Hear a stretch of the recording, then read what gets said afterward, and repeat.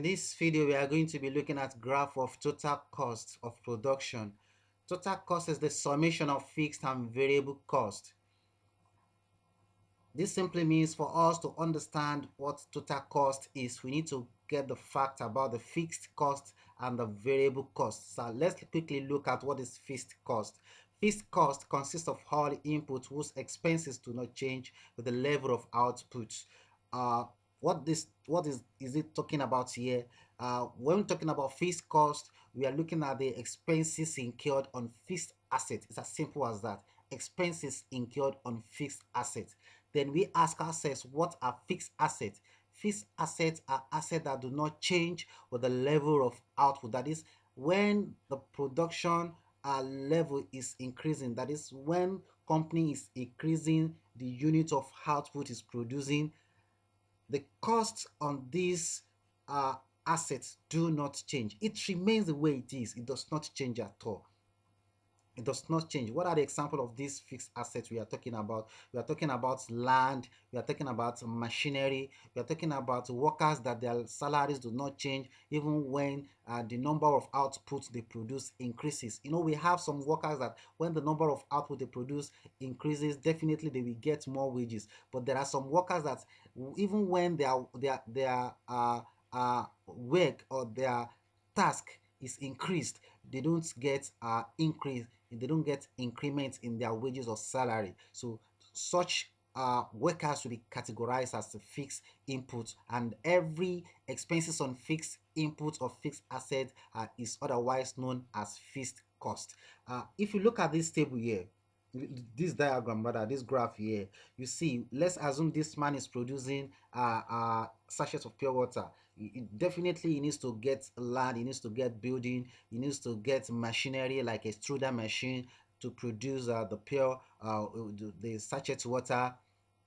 You know, all these expenses incurred, he incurs it even when he's not producing any unit of output. When any unit of output, that it means that even a fixed cost is always coming up even before the production commences. Before production commences, you have to incur some amount of money. You know, you get the place to operate and every other machines needed. So these expenses you incur, it is otherwise known as fixed cost. So it's very possible for you to see in an exam whereby it's going to be written that total fixed cost. Sometimes it's going to be written total cost.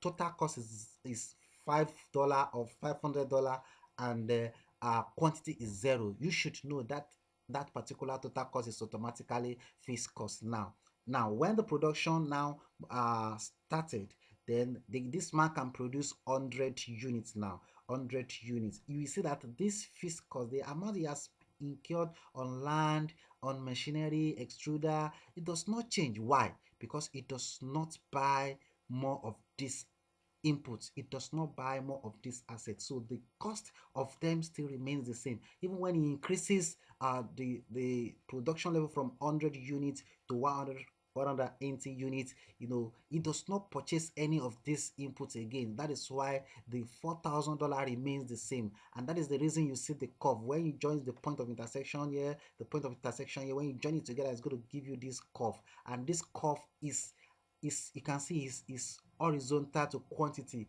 meaning that it does not change with the level of output. Now let's look at variable cost.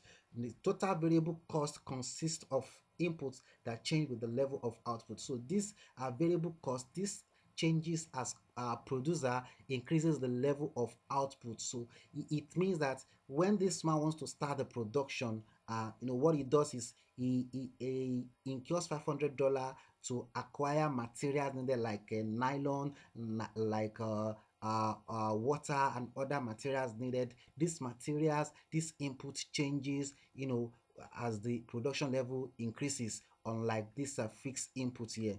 Now, so when he does this, now when he does this, what happens is he's able to produce 100. That is the point of intercept. You can see he's able to produce 100 units. Now when he produces 100 units, then he wants to produce more, so that is 180 units. What he needs to do is to increase the expenses on the variable cost. So if a producer wants to increase his production level, he must definitely incur more of a variable cost. He need to buy more material, he need to buy more variable inputs so that he incurs variable cost more and more. So when he does that, the variable cost becomes $600 a year, and he's able to produce $180. That is the variable cost. Now don't forget that we say the summation of fixed and variable cost will give us our total cost. Now let's look at our total cost graph here.